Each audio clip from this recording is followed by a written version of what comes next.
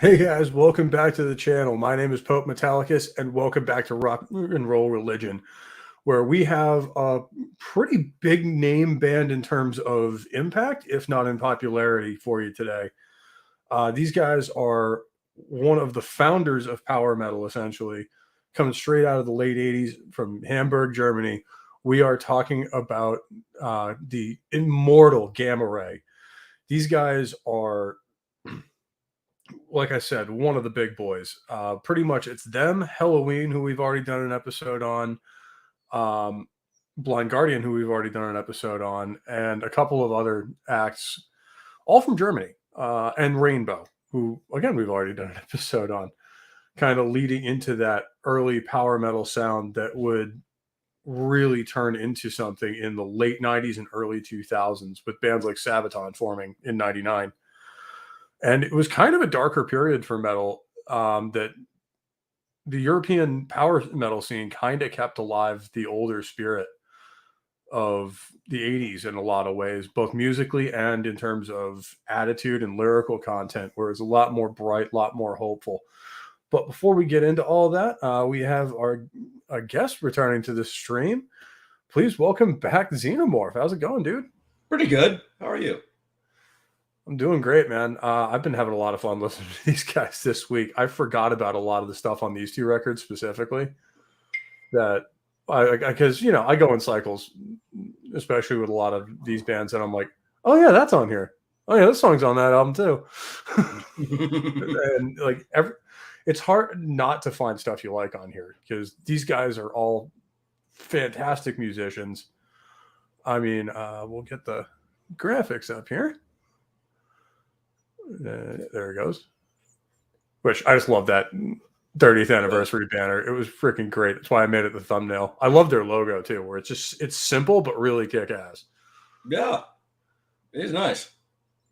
And then going right into it, yeah, their early output.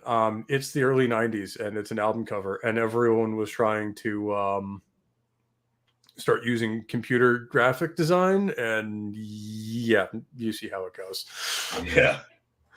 Pretty much and they're not alone in this. Pretty much every album looks like this. Yeah, in the 90s, yeah. Especially because the budgets that companies were willing to, or labels were willing to spend on album production absolutely hit the tank because metal was not popular at that point. I mean, this album specifically came out in 1990. Ooh, So yeah. this is about the end of the golden age for heavy metal. Although you'd have a lot of really kick-ass albums come out this year. You had Painkiller by Judas Priest. You had Rust in Peace by Megadeth. Yeah, it's a good one. A whole bunch of classic albums from some really, really top-tier bands. And these guys dropped their first record that year. Although for their backup singer and lead guitarist, Kai Hansen, this would not be his first rodeo with having a produced heavy metal band, being the original lead singer and guitarist for Halloween, who we've already done an episode on if you want to go watch that on their first couple of records. And really absolute monster musically. Again, they do the power metal stuff tend towards the longer form songs. Like these aren't, some of them are, but most of them are not, short, punchy 2-minute bangers. Like these guys will extend out into 7-8 minute tracks sometimes, especially later on in their career. Or apparently 15 minutes, like Heading for Tomorrow. Yeah. Heading for Tomorrow itself is like 9 minutes, I think. And that's on their first outing. Here it says 15, like 14 and 59 seconds. Oh, okay. Yeah, that's right. That is this long. There's been multiple different re-releases of the song, so it starts changing length. Yeah, but the one I have for the original release is 14:29. Okay. So we're talking like Rush 21:12 level length song. But that being said, it's not a boring 14 minutes. Like these guys are constantly changing riffs. They're constantly transitioning into a different sound. They're just really changing things up in a way that you see a lot in symphonies where you'll change the direction of the song, you'll change time signatures a lot, and that's how you can tell these guys are really trained musicians. Which you can hear a lot too of the neoclassical style guitar work, especially that was popular in the 80s, and you can straight up hear a lot of Bach, Mozart, Wagner, all that stuff in these bands. It's just being played on an electric guitar rather than a symphony orchestra. And it really is a phenomenal way to produce records, is look at it as a whole musical piece and then kind of compartmentalize it where it makes sense. Well, I'm listening to some of it now, and you're right. There are major crests and valleys, like in a symphony. Yep. And you're right. Seamless transition. The rhythm follows a whole theme in every song I've noticed too, as far as I can tell, just like a symphony. And these ones not so much, but a lot of power metal records have a central concept, even if it's not a concept album where it's all telling a story. They are all they all focus on one topic. Like Sabaton's famous for that, where all their songs, even though they're all about military history, it'll focus on like one specific topic, whether it be Last Stands or the First World War or whatever. A lot of bands will do that. Or in the case of King Diamond, where he's literally telling you a horror story in 12 tracks. Which isn't, King Diamond's not really power metal, but you could almost consider it that. And Soul Assassin, today we are talking about Gamma Ray. We will get to Trans-Siberian Orchestra, though, because they are fantastic. And they produce songs the exact same way as these guys do. Well, hey, Christian. Although a lot of their stuff is covered. They do a lot of covers of actual symphonies just with metal instruments. Especially their Christmas album is kick ass. It's something I put on every holiday season, and everyone else should too, because it's phenomenal. And it's not metal. Well, it is, but it's like it says Carol of the Bells or whatever on it.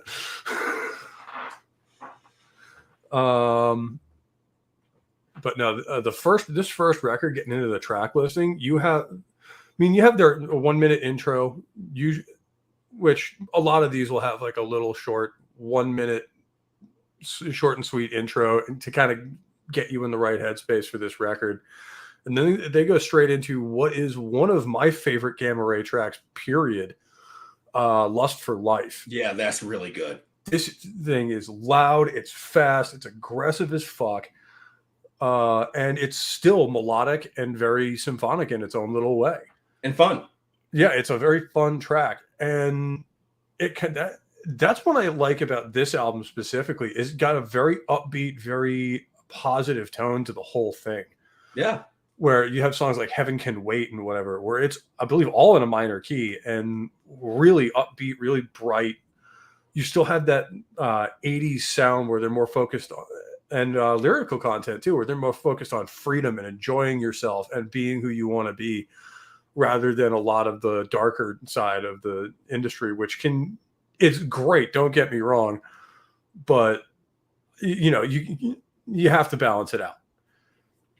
And even they will balance that out on their next record we're going to talk about, where events in the early 1990s kind of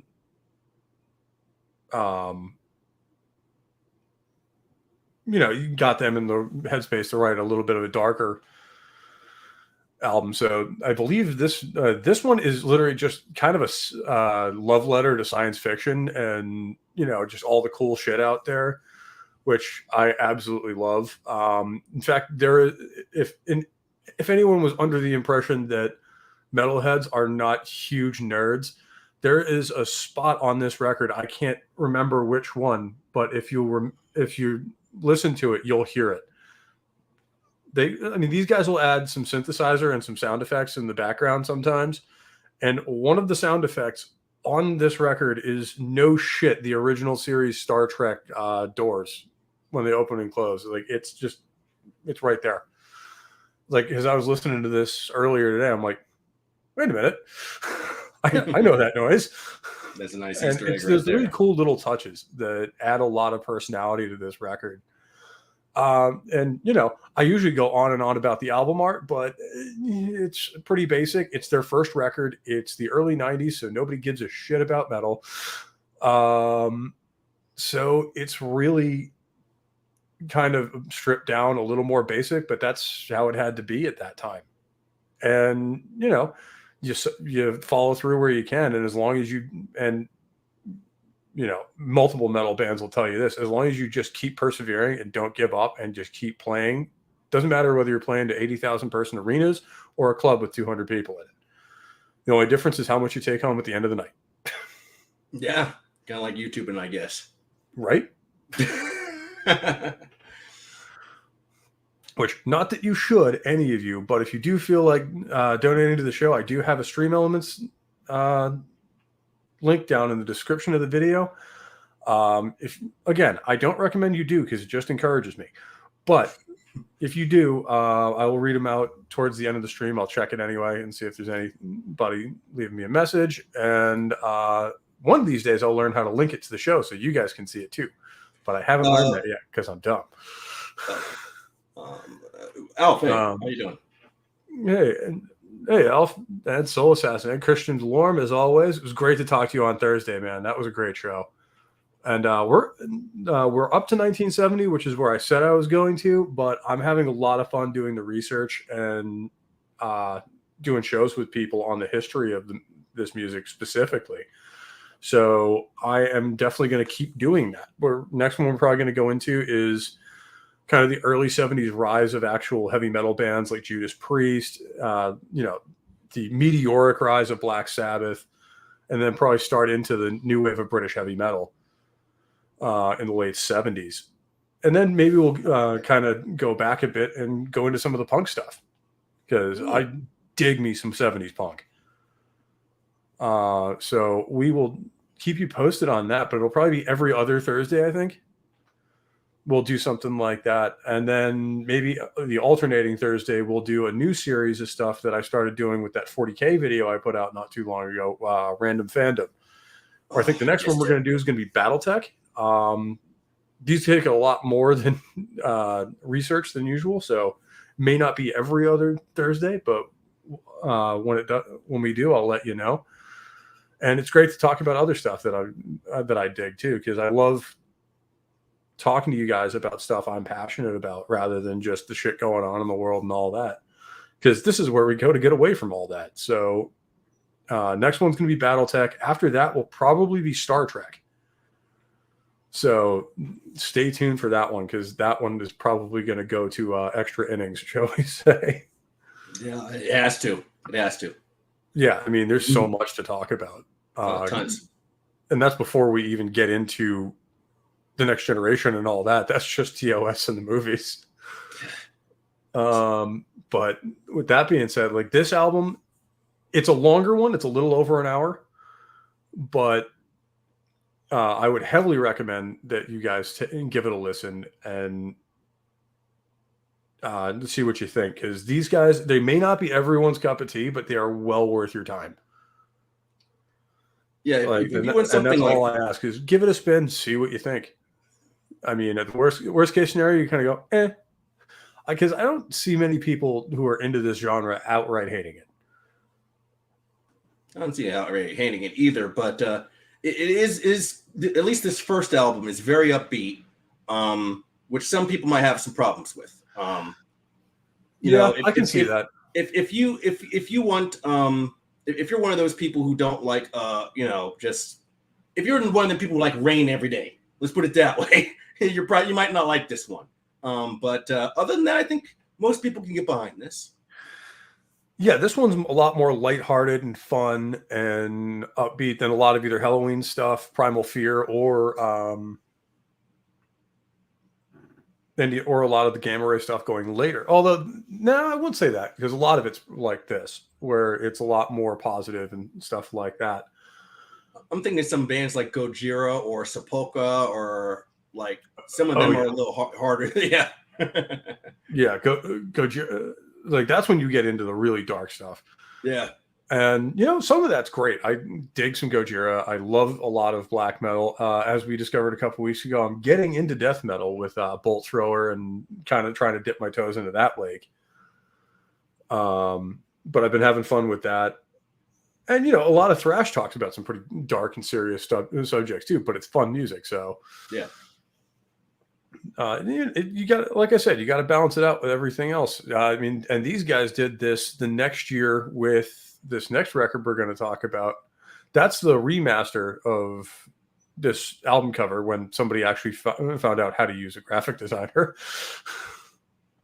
Like this, they reissued most of these records when they remastered them, and they updated the covers as well, which was a nice touch. Because, let's face it, I love these guys, but their album art was pretty basic. This one's better than the last one. Oh, yeah. Definitely. And it's literally just the same photo with a lot more stuff transposed onto it. Yeah, it's pretty nice the way they transposed that. I'm pretty sure the faces were transposed there, right? I think they left the faces as they were and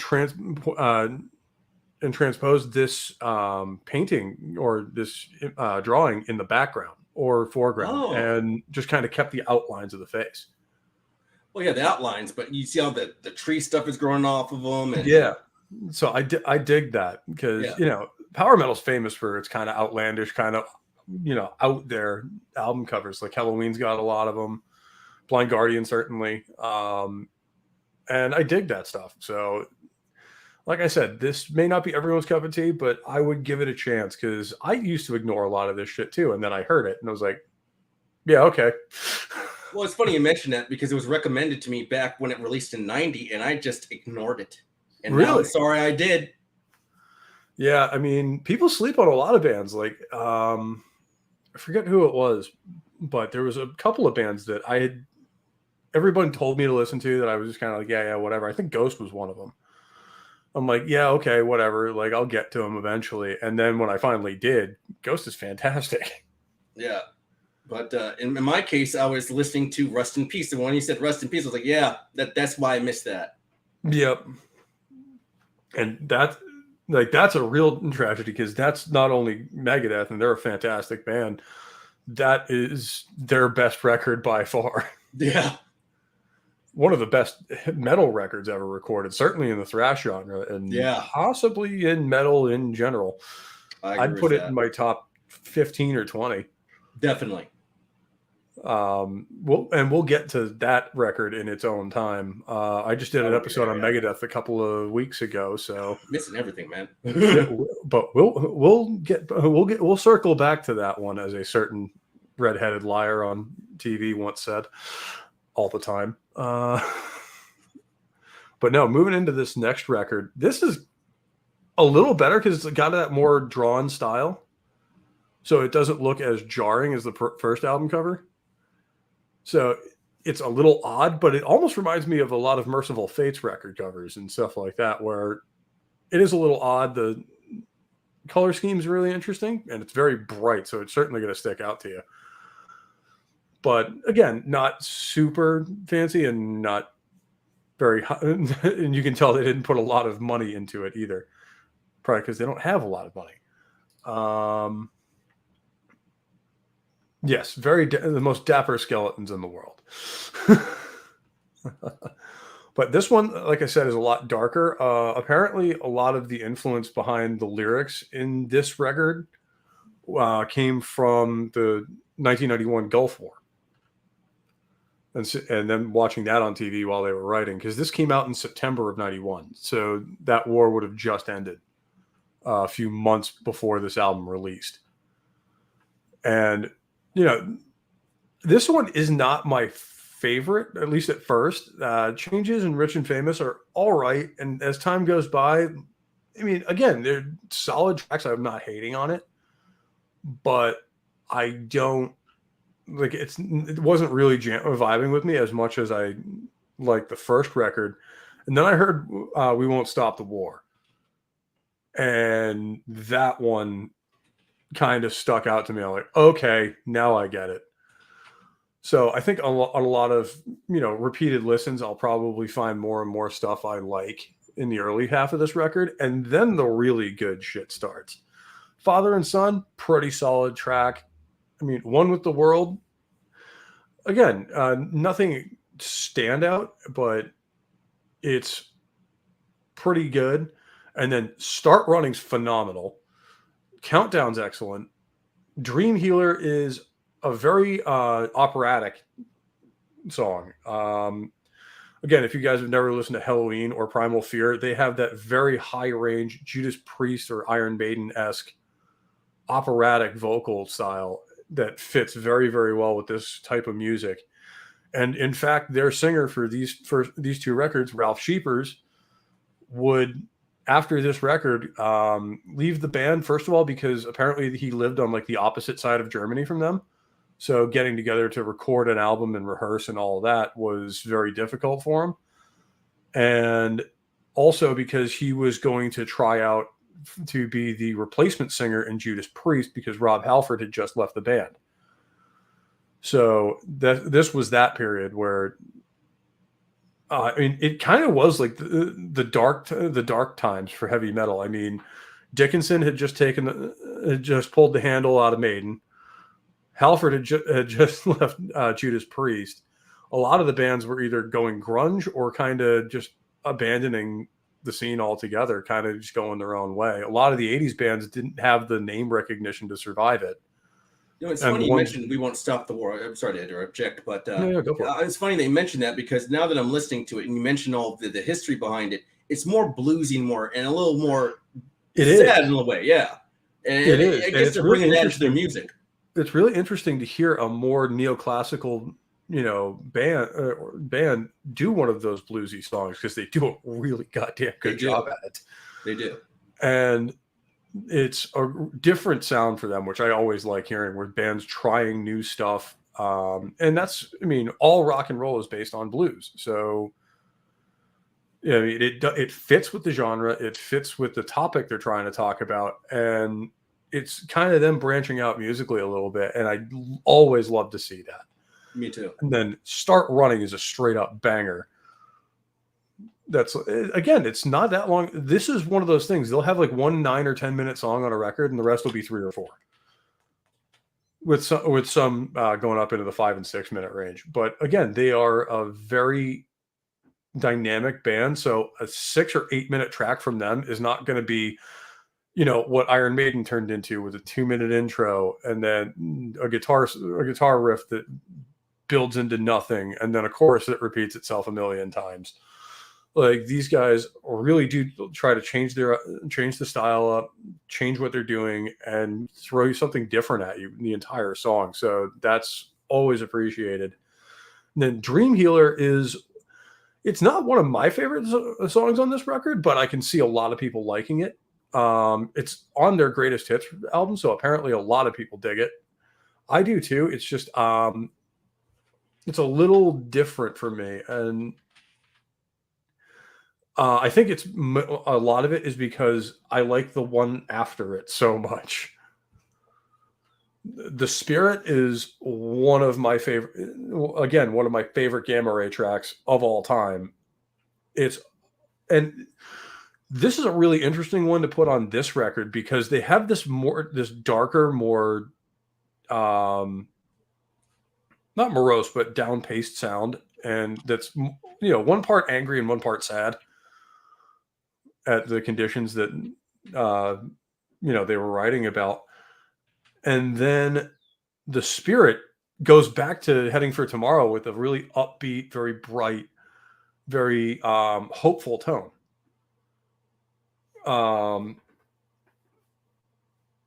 There's even like a little like Western style guitar a little bit. Yeah, a little bit. Yeah, you got a little bit of the slide guitar in there too, which they'll throw that at you every now and again, which is really cool. I love to see that. Versatile. Because that's another tool in the blues and country box that I think gets underutilized in rock music because it sounds really great when you can pull it off. It's just a little bit more difficult to do and have it sound good. So a lot of bands stay away from it or don't know how to write a more Western theme song, so they don't know where to put it. Yeah. But it's one of those tools that's pretty situational, but when it works, it can sound amazing. Sounds pretty good here. And again, this I think is the first time they really have an acoustic rhythm section. It's not that they're playing acoustic guitars; they are playing electric still. They just have turned their amps to play clean and very low volume. So what you're hearing is mainly the strings themselves, not the amp. Yeah. So a lot of bands will do that in the studio. On live recordings, they'll usually actually have a acoustic guitar player there, or have a acoustic on a stand that their guitar player can grab. I know that's how Alex Lyson from Rush does it, but I like when bands can switch that stuff up, because it's another tool in your box. It's showing off another aspect of your music that people may not expect, and it's something that you may not expect from the genre in general. So it's just one of those, they can do that too. Well, now this is great. And the chorus line is amazing.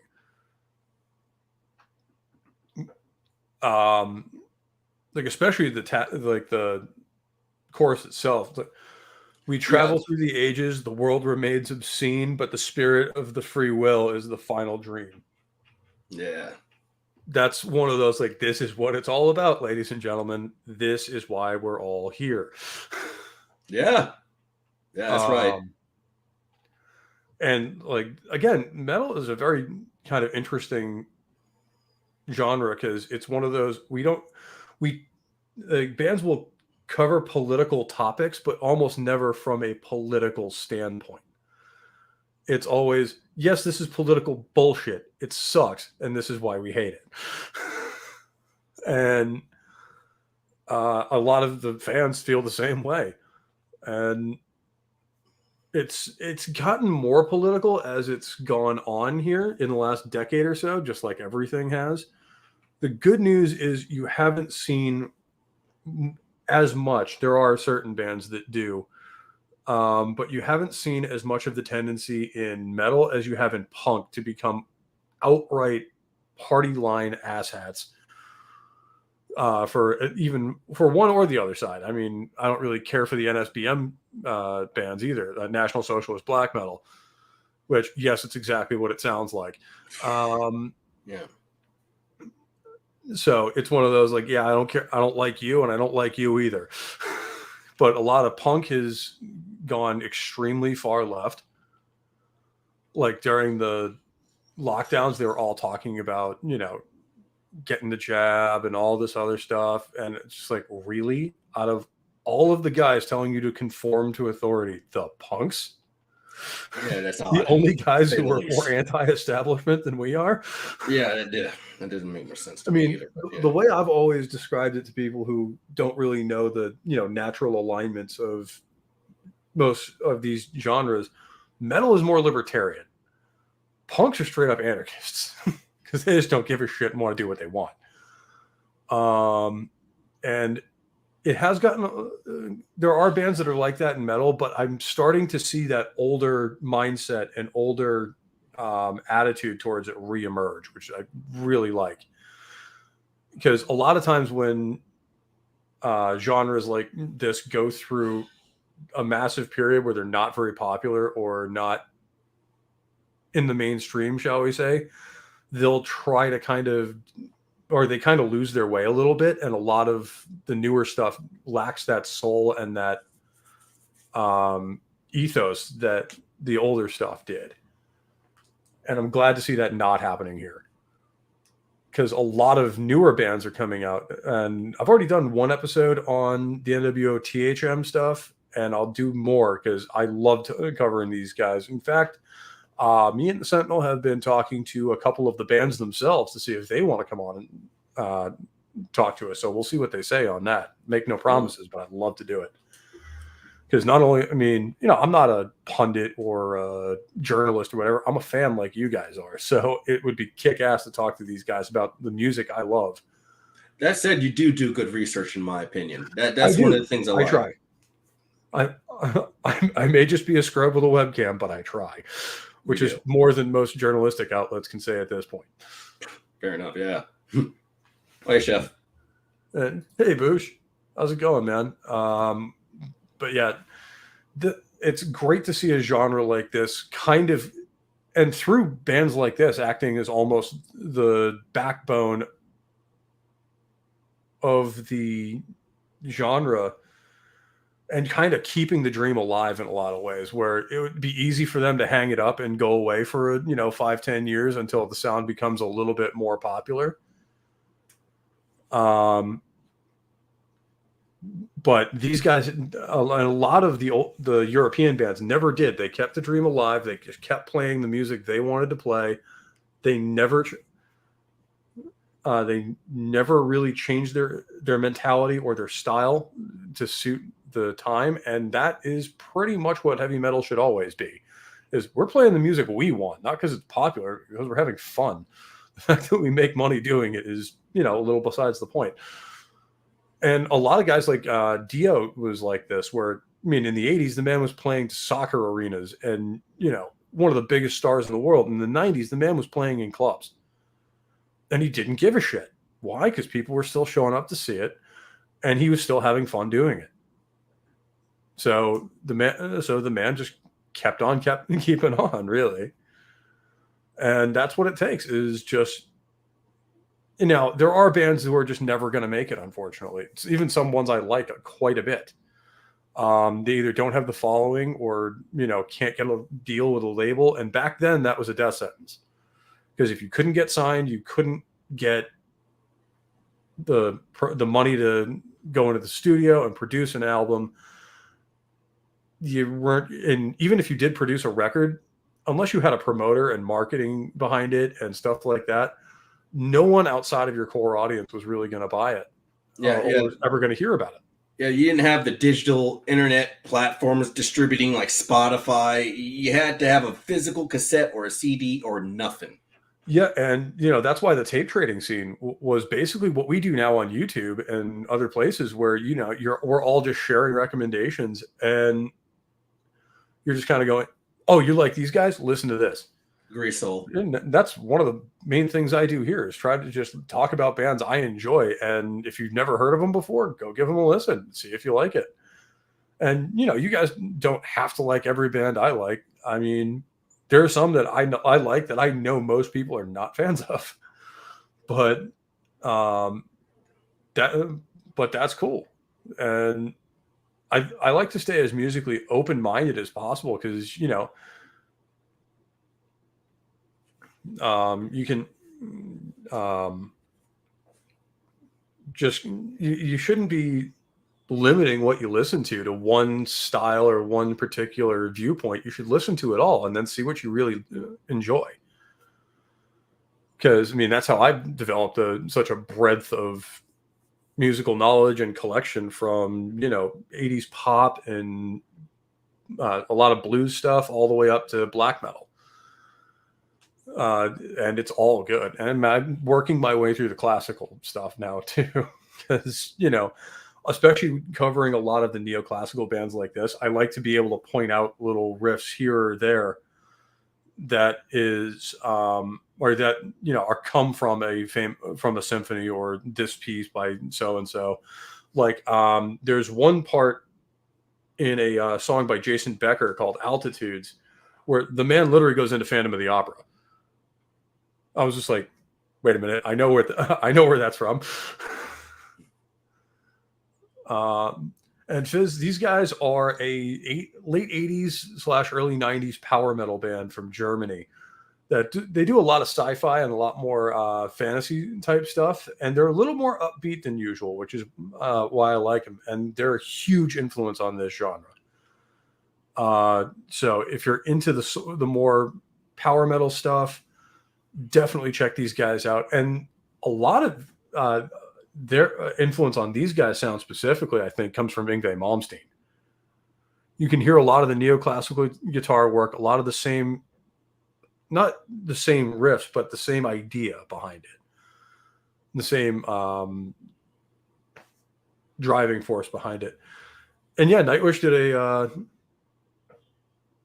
version of Phantom of the Opera straight out. I forget whether that's a cover of the Symphony Phantom of the Opera or the Iron Maiden song Phantom of the Opera, which, by the way, Ghost just did a cover of, the Iron Maiden version, and it absolutely slays. In fact, I believe they have, it's either coming out or it's already out, a cover album out there called Phantomime that you guys should absolutely check out, because they released possibly one of the most blasphemous things I've ever heard of. A song called Jesus, He Knows Me, about like basically all of these televangelists screwing people out of their money. And it's a cover of a song that Genesis did back in the day. And they released it on Easter Sunday. So that was one of those like, God damn, that's some S tier trolling right there. Which, you know, that's one of those like I don't mind people going after the bad things about any given topic. Like, yes, for every, like, I don't hate the church, I don't love the church, but there are a lot of people in organized religions who are just in it for the money and the fame and the power. And those people deserve to be called out as much as possible. So shit like that, I'm always a fan of. And if you're here, you probably do too.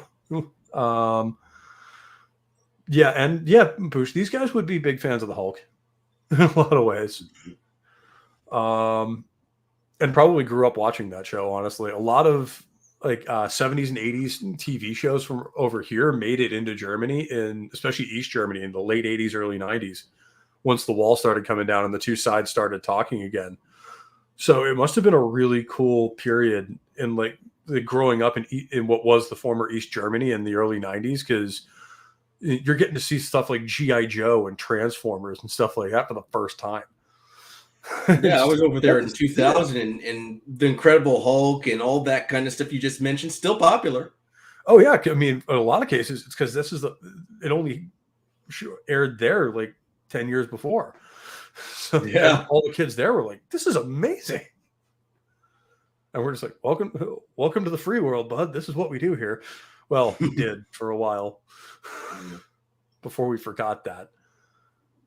We'll get back there someday. Our AI overlords seem to have the situation handled when it comes to bad writers. Yeah, that they do have. And yeah, their brains did explode there in the best possible way there, Boosh. Oh, yeah.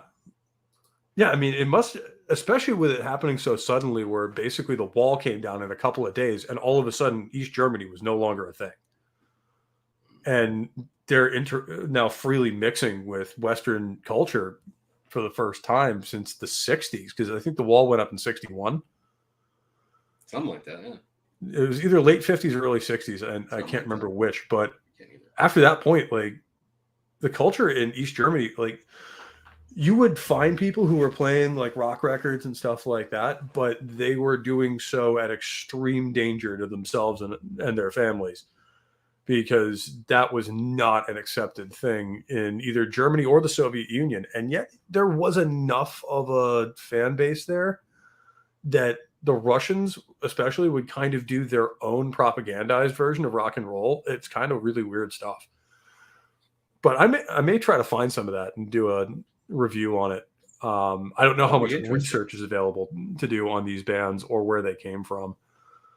But I mean, they would hardly be alone in that. I mean, 50s rock and roll came out of a lot of the racial tensions in the 50s in America, where at the beginning of the decade, black artists could not be played on the radio, pretty much. Yeah. And by 54, 55, they were getting a lot of white artists to cover it. You know, guys like Pat Boone and Elvis Presley actually started out doing a lot of cover stuff, and then started doing his own. And then that kind of tore down that wall a little bit between white and black cultures in America, because finally they were hearing what the other side was playing. And you're right. Culture is a unifier, and that's something that we talk about here. All these streams that we get on. We talk about this constantly. It's the unifier. Yeah, whether it be music or movies or comic books or whatever, it acts as a unifying force because it's a common ground for everybody. And Well, Boosh, you say that, and yet the Beatles were the first ever rock band allowed to play in Moscow in the 60s. Yeah. Which they had to be probably watched like a hawk, and I guarantee that wasn't a live recording. So everyone's either that or there was a guy with an AK-47 off stage going, "You've been not this is correct," or whatever Russian sound like. But that was one of those like, yeah, we'll do the thing. Yep, that they had a whole album full of pretty safe stuff like that. That was. They wrote that one for that tour, but yeah, that was an interesting time, and then it all came to an end, and the cultures just, instead of easing into each other, just kind of became the same thing overnight, and it must have just been a complete and utter just shock for like a year or two of like, you mean you guys have been doing this the whole time? Yeah. And in a lot of ways, we had a hand in a lot of the fall of the Soviet Union because we were not the CIA necessarily, but American intelligence was running little pirate radio stations in West Germany and basically broadcasting that shit in beyond the Iron Curtain. So that was a really cool. I wonder if anybody on the other side taped the broadcasts and has put them up on YouTube, because if they did, that'd be stellar. Yeah. Just to see what like Western Cold War propaganda sounds like when you're, listening to a German radio station or Russian. Because, we have PSYOPs guys that would like kind of direct our propaganda at them. And just like rock and roll during Vietnam, essentially. Yeah. Well, yeah, essentially, except it was being directed at the actual Soviet Union rather than just the Vietnamese. Yeah. And yes, Soul Assassin, American vinyls and cassettes had a very high price in the black market in Eastern Europe. Yeah. Partially because you didn't want to get caught with a lot of them.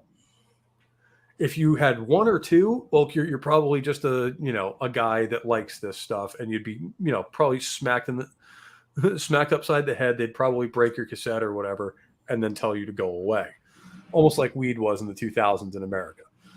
Where, if you got caught with it and it wasn't much, they're going to tell you to dump it on the ground and stop being dumb. Yeah, if you get caught with a trunk full of it, however, it's gulag time for you. Because, they would view anything like that as kind of a betrayal of the Soviet Union or, subversive, or the DDR or whatever they would use, yeah. And they did not take kindly to anything that deviated from the culture that you were given. Essentially, people focus less on that aspect of the Soviet Union than they do on the straight up Marxism. But when you look at it, it was very similar to communist China in a lot of ways, where they're extremely nationalist. Like they are very, very patriotic, because they've been propagandized from a young age to believe all sorts of stuff. See North Korea for details. By the way, I found out North Korean state TV has their own Twitch channel, and it's hilarious. I'll see if I can find the link, but I think might actually be banned from their chat now.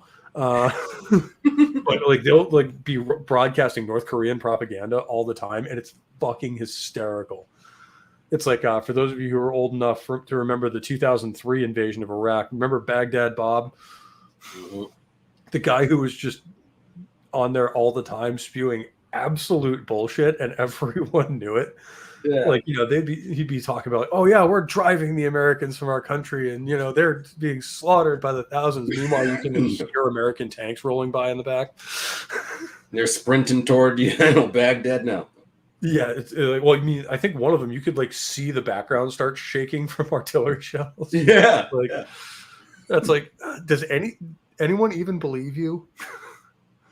I mean, it's hard to tell in totalitarian states like that, because people will never outwardly say they disagree with it because they know what consequences come from that. Almost like, not to criticize our NATO ally, but I'm going to criticize our NATO ally in Turkey, where they just had an election, and I think Erdogan won re-election by like 90% of the vote. It's like, oh yes, you'll vote for a current leader, right? It's like, yeah, he's great. Please don't kill my family. Unfortunately, that's how it goes in most of the world. But the cool part is it's not just America and Western Europe where stuff like this catches on. South America has actually got a vibrant metal crowd, which is, I mean, Rock in Rio is one of the biggest metal festivals every year. Or just rock and roll festivals in general. And, I mean, even back in the 80s, Iron Maiden was driving, I think in 85, drew like 350,000 people in attendance, which was insane. And then, Metallica and AC/DC went to Moscow in 91 or shortly after the wall fell. And I think that is still the most attended public event in human history. With, I think, a grand total of 1.2 million in attendance. Mm. And the funny part was the Russians actually, the Russian police, the Moscow militia, actually went in there and started cracking heads because they had never seen a mosh pit before. I remember that. So they assumed a riot was breaking out. And like eventually people stopped and like, no, it's fine. It's fine. We're not actually fighting. And they're like, what? Although knowing the Russians, I wouldn't even expect an apology. Just like, yes, you did nothing wrong. Don't let it happen again. Like, okay, then. Yeah, Bush. Live Aid is one of the most watched live events in human history. It's right up there with the moon landing and the Beatles on Ed Sullivan. Although I think the moon landing is the most watched because there was some stupid number of people around the globe watching it live, including almost every American family. But a lot of people around the world too. So that was pretty interesting. And Live Aid was a similar way where you had the live shows in both Wembley Stadium and in New York. And then it was being broadcast to the whole world. It was one of the first global television events in 1985. And it's still one of, in some of the bands that performed there, like Queen, it's still one of the best live performances of all time. And they only had a 20-minute set too. So they were pretty much on there, kicked ass, got out. Although they were in like the middle of the lineup. So how'd you like to be the band that's coming on after them and are basically standing there in the tunnel waiting and then listening to that? Just like, fuck, how are we going to follow that up? That's one of those like, yeah, I mean, we're good, but we're not Queen. We're not Queen in their prime. Yeah, forget that. No, I'm not following that. Because I think that was shortly. I think that was either one of the last or the last tours they ever went on. Because after that, Freddie was pretty sick. I think they may have gone on another tour in '88 or '89, if I remember right. But that was right among the last times they played live. Because Freddie just couldn't do it anymore. He was already pretty roughed up by that point, and by 1991 he had died. So, but yeah, these guys, I think too, this style of music in particular, power metal, can speak to a lot of different people. Like, you have your sword and sorcery crowd. You have all the nerds. And then you have a lot of the people who want something a little more upbeat and positive, and that can be, that's, I think, one of the reasons Sabaton has succeeded so well is that even people who aren't metalheads can get behind their music because they're not just good musicians, they're good storytellers as well. So that's one of those awesome capabilities where you can be singing them a song, but they don't really care about the music as much. They're there for the story.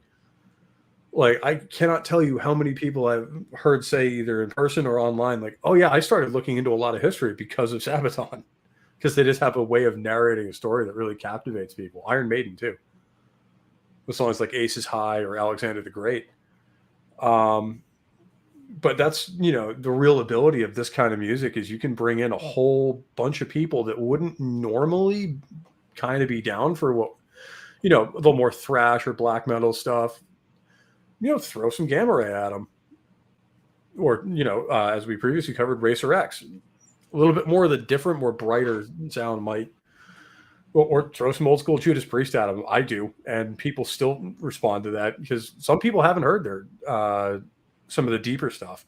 I mean, almost everyone knows Breaking the Law, Living After Midnight, and You've Got Another Thing Coming. You know, throw some oddball stuff at them.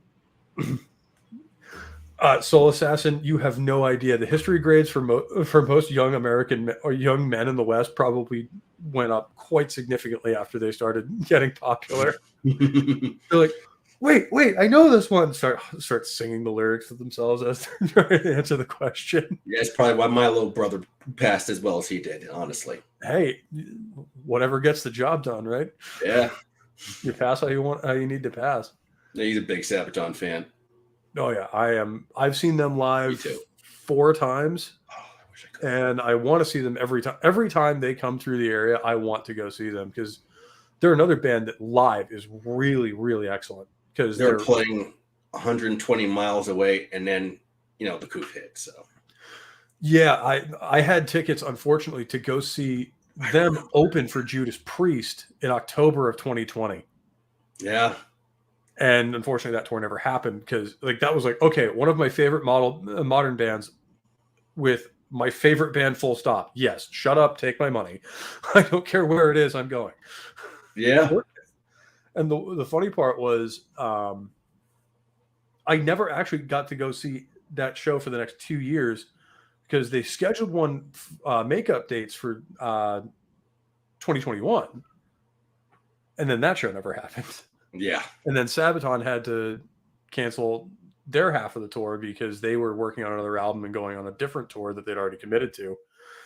So I got to see them, was supposed to see them in April of last year. That show got canceled. And then finally in October, I got to see them. I'm glad I saw them on that leg of the tour because Priest was absolutely in top form. Absolutely killed it. I mean, that's that live intro I have on my channel.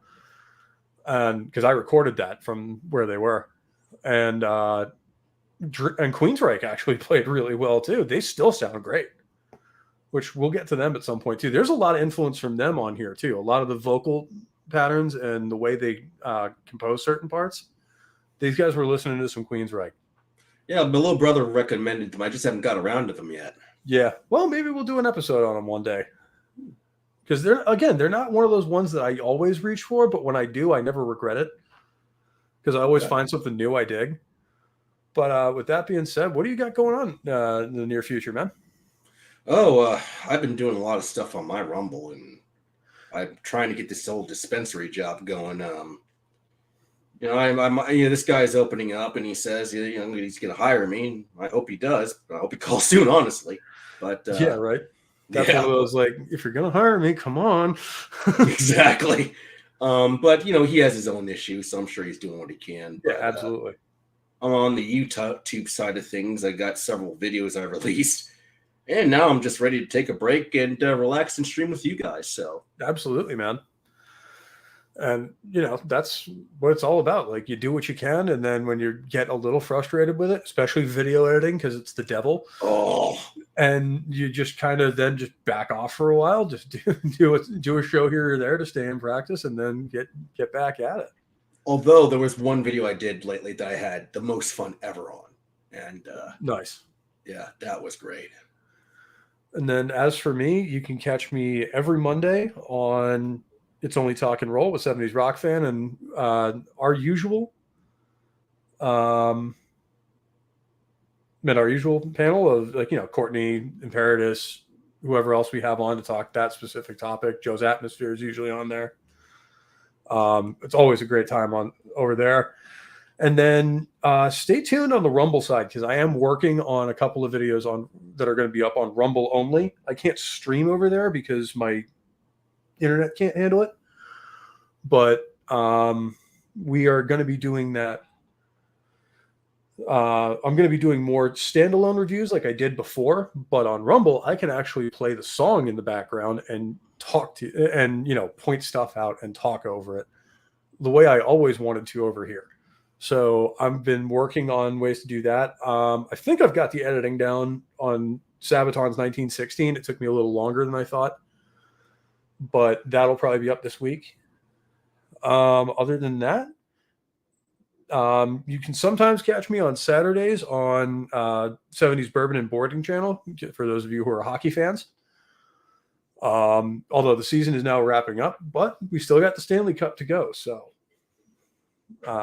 you should absolutely go check them out. They're great guys. But with that all being said, that's going to do it for this week. And join us next time where we are going to be going over a little bit different band. I think it's time we talked about Overkill. So we're going to be going through some of their stuff, and hopefully I'll see you there. Take care. Stay safe. I love you all, and I'll catch you next time.